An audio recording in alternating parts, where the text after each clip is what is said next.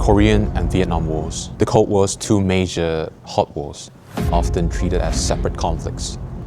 Yet their most direct intersection was the American-Vietnamese War, the Second Indochina War. Too often, the conflict is simplified as a battle between communism and anti-communism. But it was far more complex.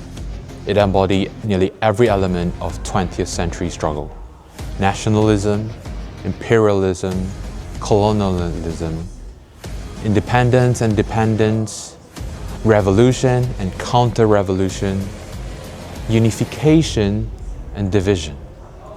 South Korea, following US logic about protecting freedom and peace in Vietnam, sending about 320,000 troops, its largest overseas deployment in history. Behind this decision lay a web of political, security, and economic interest that continues to shape perceptions today. The circumstances of the Vietnam War were as complex as the reasons for Korea's participation. Since the United States never officially declared war, the conflict causes and objectives remain vague. At the same time, many civilians hostile to the Vietnamese regime sheltered the Viet Cong, further blurring the line between civilians and combatants. As guerrilla warfare persisted, the phrase, "those who smile and wave are civilians, those who don't are Viet Cong," circulated among Korean troops. Consequently, the belief that sparing civilians might only empower the Viet Cong contributed to widespread civilian killing. However, the difficulty of distinguishing between fighters and innocents can never excuse the massacre of civilians. This bitter legacy continues to echo in contemporary politics between Korea and Vietnam. South Korea and Vietnam entered a new phase by establishing diplomatic relations on the 22nd of December 1992. Against this backdrop, during President Kim Dae-jung's visit to Vietnam in 1998, the two countries agreed to put the past behind us and cooperate for future-oriented development. Former President Roh Moo-hyun said, "Our people owe Vietnam a debt of our hearts. We earnestly hope for Vietnam's success."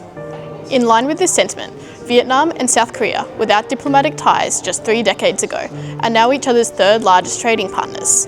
Bilateral trade has grown from $500 million in 1992 to US $87.7 billion in 2022. In addition, more than 4 million people travel between them annually, making cultural exchange increasingly vibrant. Yet these positive statistics have done little to erase the emotions tied to the bitter legacy of traumatic events such as the Vietnam War massacres. This tension surfaced on the 6th of June 2017 when President Moon Jae-in in his Memorial Day address said, "Our country's economy was revived thanks to the dedication and sacrifice of Vietnam War veterans."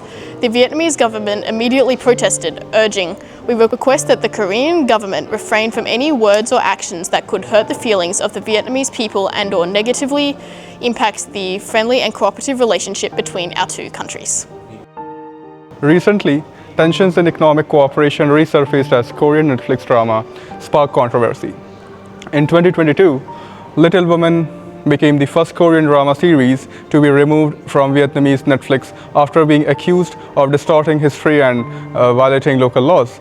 The controversy stemmed from dialogue describing South Korean soldiers as capable of killing 20 Viet Cong soldiers and portraying them as heroes of Vietnam War.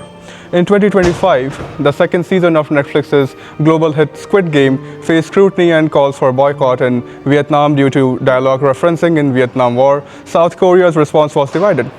Some argued that as a recognized cultural powerhouse, Korea should remember that great power comes with great responsibility, and others, still influenced by Cold War logic, insisted that Vietnam, as a communist and socialist state, cannot be regarded as a trusted partner.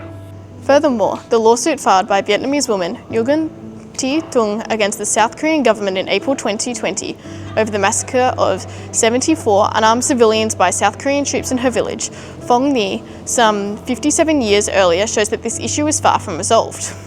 On February 7, 2023, she won the first trial in her lawsuit seeking compensation from the South Korean government. This marked the first time a court held the South Korean government liable for the massacres of Vietnamese civilians. However, the Ministry of National Defence appealed the ruling just 2 days later on February 9th. On January 17, 2025, the Appellate Court once again ruled in favour of Nguyen Thi Tung. The testimony most crucial to her case came from Ryo Jin-sung, a former South Korean Marine who had entered Nguyen Thi Tung's village. His account drew criticism from fellow veterans and those around him. He said, "I questioned whether I had done the right thing for my country and society, whether what I had done was something to be proud of or whether I should have just kept quiet." Negative perceptions of South Korea's role in the Vietnam War have persisted in Vietnam, where Seoul as having fought alongside the losing South. Diplomatic relations have improved and cooperations have grown, yet the war remains a sensitive issue and a reminder of how Cold War choices echo to contemporary politics. While the Cold War formally ended with Soviet Union collapse, its logic and legacies endure. The War Memorial's Cold War Gallery and Roll of Honor list the names of those who died for their countries, inviting us to reflect on the causes of war and how history continues to shape diplomacy. Finally, we will conclude this video by asking you a few questions.